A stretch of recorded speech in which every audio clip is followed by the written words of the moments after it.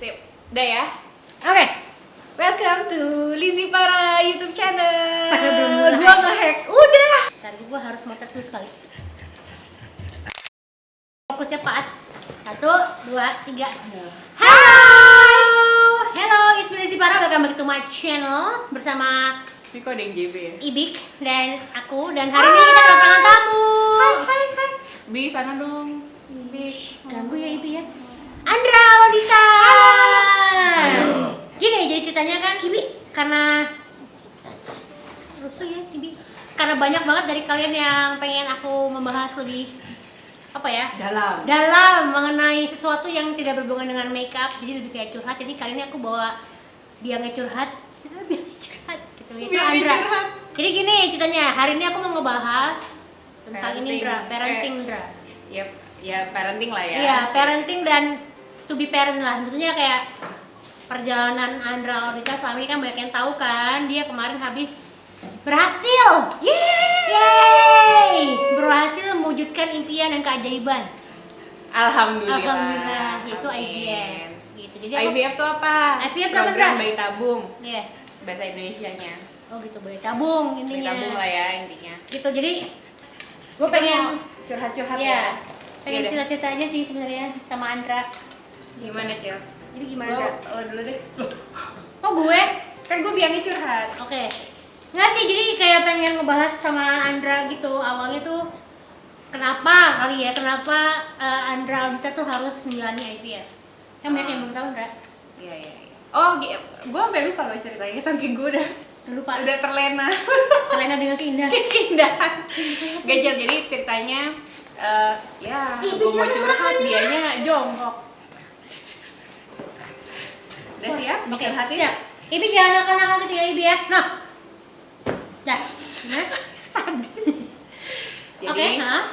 ceritanya adalah gue sampai lupa loh itu tahun berapa. Oh, gue pas mau lulus kuliah, gue tuh tiba-tiba operasi usus buntu, Bo. Pokoknya gue kena usus buntu. Terus gue lagi di PIM nangis-nangis. Ya udah, terus gue dibawa deh ke rumah sakit. Nah, terus Oke. pas di rumah sakit langsung operasi. Langsung banget. Langsung banget. Jadi itu kayak maghrib, terus jam 11 malam udah harus operasi. Katanya udah parah. Nah, terus besoknya pas sadar si ada pagi-pagi ada dokter kandungan yang masuk kamar bilang katanya, "Ibu, ini anak ibu ada perlengketan ke area rahim." Rahim. Jadi ususnya tuh udah lengket, terus akhirnya dia memeluk organ-organ di dalamnya seperti itu. Jadi timbullah perlengketan. Nah, terus karena dulu kan mikirnya belum nikah, masih kuliah, jadi mana mikir kayak gitu. Terus sudah bolak-balik ke rumah sakit sih waktu itu, kayak nyoba-nyoba dokter obgyn mana-mana. Terus tapi mikir, udahlah ntar aja kalau pas udah mau nikah mau diberesinnya gitu. Nggak kerasa 6 tahun. Lama kan? 6 tahun sampai akhirnya pas mau nikah sempat periksa-periksa, nggak ketemu dokter yang cocok. Akhirnya pas 2 tahun lalu, tahun 2014, mulai tuh khawatir kayak ini kok gue nggak hamil ya, padahal gue nggak jaga sama sekali. Terus setelah berapa tahun nikah tuh? 2 tahun. Oh, 2 tahun. Nah, terus udah gitu akhirnya nggak tahu deh, ini kayak universe conspire gitu buat gue ke Pineng untuk nemenin nyokap gue habis kemo kan. Terus Jadi terus dia ke Pineng itu sekalian nemenin nyokap? kalian check up sih sebenarnya. Terus ya udahlah sambil iseng-iseng, kalau di sana tuh kayak rumah sakit udah kayak mall sebelah-sebelahan, jadi ya udah kayak jalan aja. Terus ya udah deh ke rumah sakit itu. Nah, ketemu dapat appointment sore itu juga sama dokter Devindran. Nah, terus udah deh dibacain hasil apa, diperiksa semua, dan di mukanya tegang banget si dokter Devindran, kayak bilang, "Ini kamu tahu nggak sih apa yang terjadi sama lo gitu?" Ini kemungkinannya cuma 5% untuk hamil alami. Oh ya? Terus jadi intinya udah nggak berfungsi tuba gue. Sorry, gue lupa, setahun sebelumnya gue ini operasi juga, sempat operasi angkat tuba.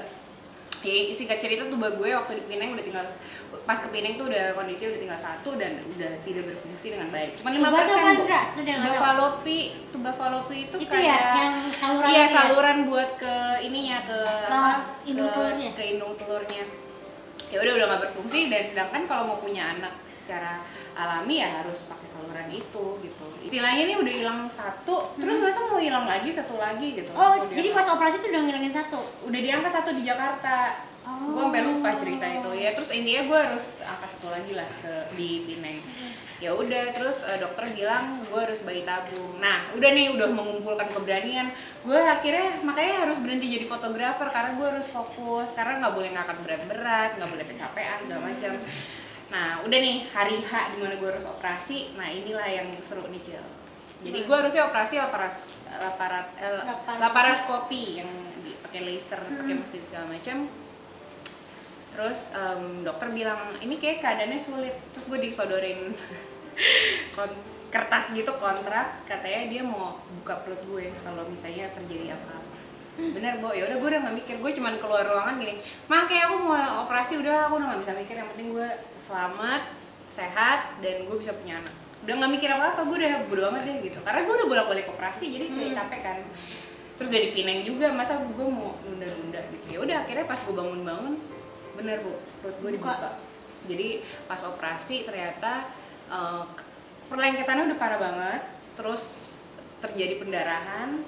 Ya udah dibuka di perut gue, dibuka, gue kehilangan banyak darah, yang gue tahu gue hampir kritis, gue nggak bisa jalan. Itu kayak baru bisa jalan tuh mungkin kayak 5 hari setelah, parah banget deh. Padahal maksudnya kayak operasi sesar kemarin gue nggak separah itu gitu. Ya udah pas mau bayi tabung gitu lagi, dokter bilang ini ada pendarahan lagi, masuk lagi gue ruang operasi. Jadi kayak gue udah sama ruang operasi udah kayak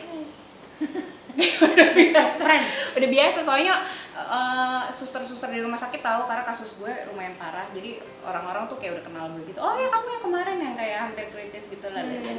Terus gue yang kayak hehe, ya udah. Terus ya udah akhirnya pas program alhamdulillah lancar ya, setelah perjalanan itu ya alhamdulillah lancar. Iya, gila. Gue udah nggak, ceritanya udah happy banget karena sekarang gue udah menikmati hasilnya gitu, jadi gue udah nggak sedih dulu gitu. Dan yang pas lu sebelum itu berhasil kan juga apa, dari kansnya tuh dari berapa telur ya yang bagus kalau nggak salah? Iya, gue cuman embrionya telur gue itu cuman kata dokter nggak nyampe 10, pas dipetik 13, terus embrio gue 4, gue udah pakai 2, sisa 2 lagi buat adik-adiknya nanti. Ya gitu, cuman mungkin karena gue sekarang semangatnya karena gue punya komunitas ibu-ibu yang bayi tabung juga, yang mereka berani. Itu pindah semua nggak? Atau campur? Iya. Dari 70-80% di dokter yang sama gitu. Jadi mereka baca blog gue, terus mereka terinspirasi, dan gue sebulan sekali nyempetin untuk ketemu, sebulan 2 bulan sekali gue nyempetin ketemu mereka untuk kayak ngobrol-ngobrol kayak gini, dan ya gue jadi nangis-nangis jadi kayak pulang tuh aduh terharu banget. Kayak gitu. Kayak dari 3 orang jadi 5 orang, jadi 8 orang, jadi banyak banget, dan mereka punya grup-grup sendiri gitu. Jadi kalau misalnya gue lihat ngecekin Instagram mereka menganggap hal itu udah nggak tabu gitu. Which is kalau misalnya waktu gue kan kayak orang-orang mikirnya ya gue emang gue nggak sempurna gitu, nggak ada yang sempurna, cuman kan orang gue rasa karena sinetron Indonesia deh lebih ngejudge gitu kan. Dan waktu gue bayi tabung tuh nggak ada temen gue, jadi kayak jadi gue harus meditasi lah, gue harus yoga, harus ini harus itu biar gue tetap waras, karena susah banget dan mahal banget gitu. Maksudnya kayak itu kan harus preparation, dan dokter tuh waktu pertama lihat gue sampai sekarang dia bilang gini, gila Andra, kamu tuh belum 30 loh udah ngalamin ini semua gitu. Jadi dia tuh terkagum-kagum banget gitu sama perjuangan gue. Jadi gue ngebayang aja sih, maksudnya lo udah di luar uangnya juga kan, lo kayak udah effort lo, terus usaha lo, mental lo, terus kalau amit-amit gagal kan itu pressure banget kan. Dan nyiapin mental untuk masuk ruang operasi berkali-kali itu nggak gampang. Maksudnya gue harus ngadepin dimana nyokap gue cancer, gue kayak gini. Terus ngeliat abeng juga kan, kayak orang tua gue kan maksudnya orang-orang yang deket sama gue kan kasihan gitu ngeliat gue kayak kenapa sih Andra kok nggak selesai gitu maksudnya. Dan banyak orang yang nggak simpati juga, yang ngomongnya ngaco lah. Gue ngebaca gila nih orang-orang ngomongnya ngaco banget di Instagram gitu kan.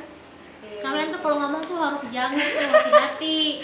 Enggak sih, waktu ya itu mungkin jadi kayak problem kita juga kali ya Cil, kayak jadi kemana-mana. Maksudnya kayak orang lihat lo belum punya anak terus mereka seenak-enak jidat gitu, padahal ngomong atau kayak nanya kayak nunda gitu kan, padahal enggak kayak gitu. Jadi kayak ya gitu deh. Sedih. Ntar harus ganti lagu nih. Iya. Ya udah sekarang lo cerita dong Cil, kan banyak juga yang nanya sama lo Iya sih. kenapa lo belum jadi ibu. Udah jadi ibu sih, ibu hot, Ibu hot sama ibu. Nggak sih, sebenarnya banyak banget sih, kayak kemarin kan.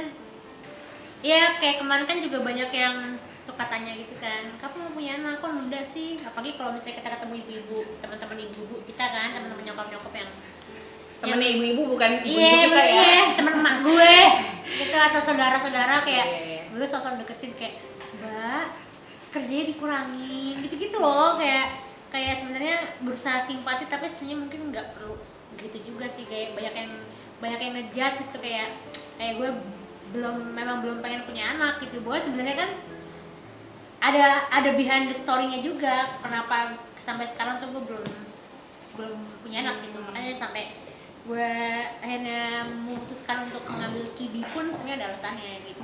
Nah kan kalau kayak gue udah tahu lah Cil perjalanan lo, kayak lo berani nggak? Berani aja, soalnya kan mungkin ada yang belum.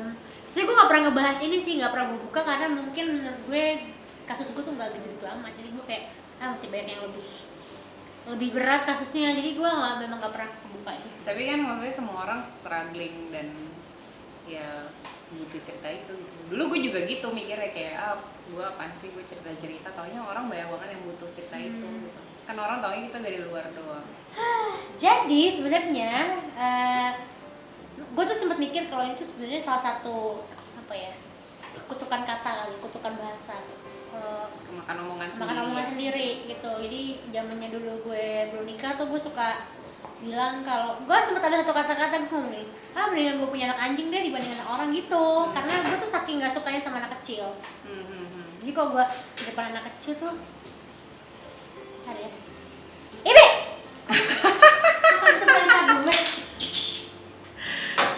ya, jadi kalau misalnya apa namanya, kayak misalnya gue ngeliat anak kecil tuh gue kayak awkward gitu loh. Belum suka. Iya gitu. Terus kayak pas nikah juga gue nggak terlalu mikirin, kayak kalau kan banyak tuh orang habis nikah kayak gue program gue pengen langsung punya anak. Gue tuh enggak, kalau gue lebih santai gitu. Jadi sampai setahun gue belum hamil, 2 tahun gue belum hamil, gue ngerasa ini kayak something wrong nih di badan gue. Kebetulan kakak gue kan objin, jadi gue sempet nanya gitu, Mas nih wajar nggak sih sebenarnya gue 2 tahun nikah tuh belum pernah karena nggak jaga kan lo sama kayak iya, gue kan nggak dijaga sama sekali. Terus sekarang kerja kan sibuk juga kan, jadi di kepala gue mungkin gue belum hamil karena gue sibuk, jadi gue memang belum saatnya aja gitu. Sampai di 2 tahun ada gue bilang ke Efrat itu, mau yang periksa nggak gitu, karena kayaknya udah 2 tahun nih kita kok nggak pernah. Maksudnya kan ada teman-teman gue yang kayak keguguran, at least kan dia pernah hamil atau mungkin hamil anggur atau apalah. Gue tuh bener-bener nggak pernah sama sekali gue telat mens aja nggak pernah, karena saking lancarnya gitu. Dulu nggak pernah kan? Iya, sekarang telat mulu karena stres kan. Gitu. Terus akhirnya jadi periksa. Ya udah, pas gue periksa HSG waktu itu.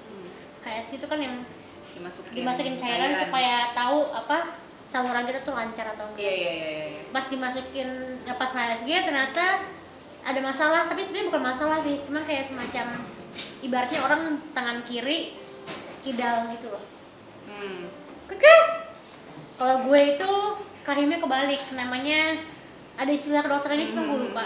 Itu sebenarnya normal, cuman ada kasus kayak memang kayak gitu tuh ada banyak lah yang mengalami. Jadi itu tuh karena rahim gue kebalik, jadi menyebabkan sperm itu untuk masuk tuh agak susah gitu. Jadi perlu ada posisi tertentu lah. Oke, berarti masalah gue itu kan. Oke, berarti saatnya gue untuk mencoba lagi dengan kasus yang ada gitu kan. Gue coba lagi setengah tahun, ternyata juga belum ada hasilnya gitu. Akhirnya gue tuh karena waktu itu gue sempet nanya ke lo kan, gue pengen IVF gitu. Terus gue tanya ke kakak gue, Mas, gue pengen IVF dong, gue pengen ke Penang dong. Gitu. Ngapain ke Penang? Pengen coba insem. Apa? Lu insen ke Penang ngapain? Kalau insen itu nggak perlu ke Penang, insen tuh gampang. Kalau lu IVF, lu gua saranin ke Penang. Cuma kalau insen doang, lo mending di sini aja. Cuma sebelum lo melakukan semuanya, lo periksa dulu ada masalah atau enggak. Oh gitu. Lo kapan memulai? Lo kapan mens itu kan? Terus gue bilang paling beberapa hari lagi. Ya udah, hari kedua mens tuh ke tempat gue. Ya udah, akhirnya gue ke waktu itu di rumah sakit Siloam dan di sana dicek semuanya kan, dicek semua. Itu gue di kista, Bo. Iya, lo bilang. Iya, ada kista tepat di mulut rahim. Jadi itu sangat mengganggu perjalanan si sperm. Perjalanan si sperm itu. Dan kalau gue bilang nih lo kalau misalnya mau lancar ya harus diangkat dulu. Cuman kistanya, cuman kalau gue lihat kayaknya sih masih bisa lah gue bypass. Oh gitu Mas. Iya, soalnya kalau misalnya lo di mulut rahim kemungkinan lo nggak bisa normal, akhirnya sesar. Sedangkan gue tuh tipikal yang agak apa ya, agak idealis gitu loh, Ndra. Pokoknya gue pengen ngerasain rasa sakit pada saat gue kontraksi 1-9 gitu. Ntar dulu deh Mas, gue coba dulu deh, gue gak pengen operasi dulu. Ya udah, kalau memang gak pengen gue coba gitu. Ya udah, kita waktu itu berusaha banget, gue udah cancel banyak banget kerjaan, terus gue udah. Gue inget sih. Iya kan, padahal tuh banyak kerjaan bagus gue cancel semua, terus gue berusaha untuk sering olahraga yang kayak cuman yang simple lah.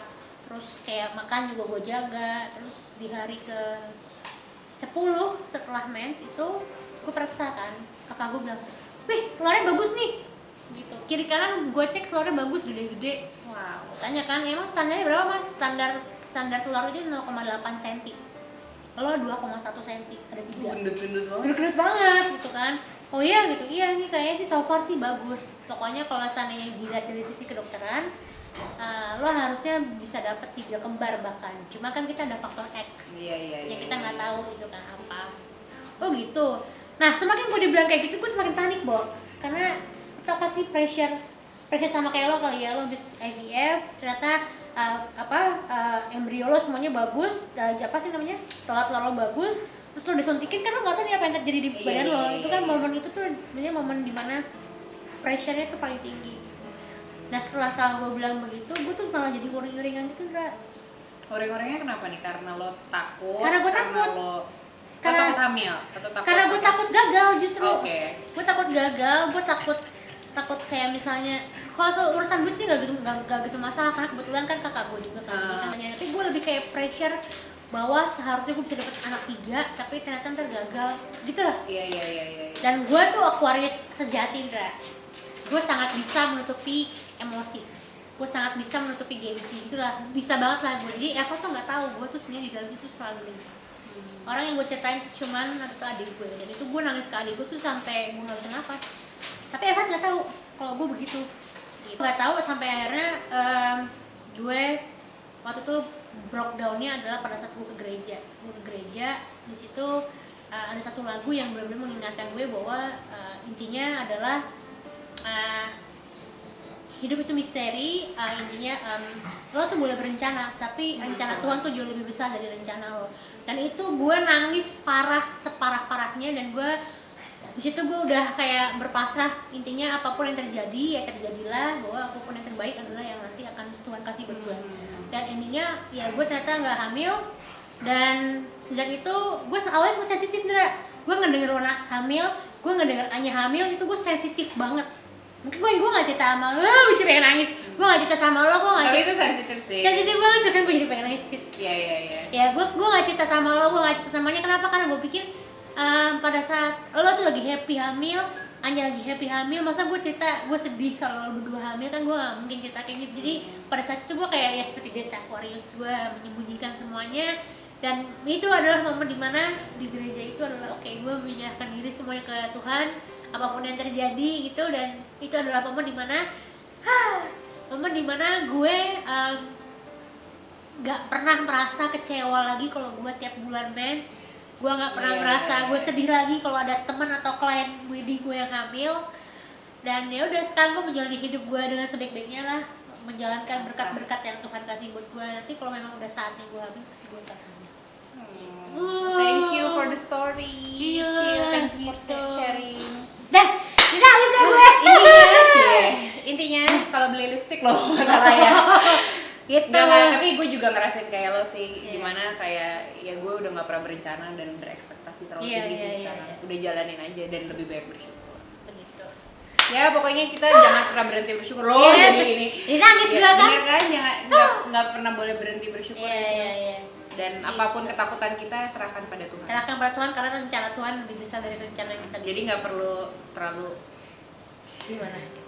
Oke deh, thank you banget Dra. Ya kalau mau nanya-nanya boleh. Iya, kalau mau nanya-nanya atau mau langsung ke blognya Andra ada www.alodita.com. Itu ada ini ya, ada sharing IVF story full. Dan ataupun mau nanya apapun tentang IVF atau tentang mau mendapatkan support dari Andra atau mungkin kita berdua. Nanya-nanya ke aku, kalian bisa leave the comment below. Dan semoga kalian terinspirasi dan terkuatkan kalaupun ada masalah yang sama. Dan thank you for watching. Jangan lupa subscribe di YouTube-nya Lizzy Para dan YouTube-nya Andra Alodita. Dan oke deh, Dan I'll see you in my next video. Bye.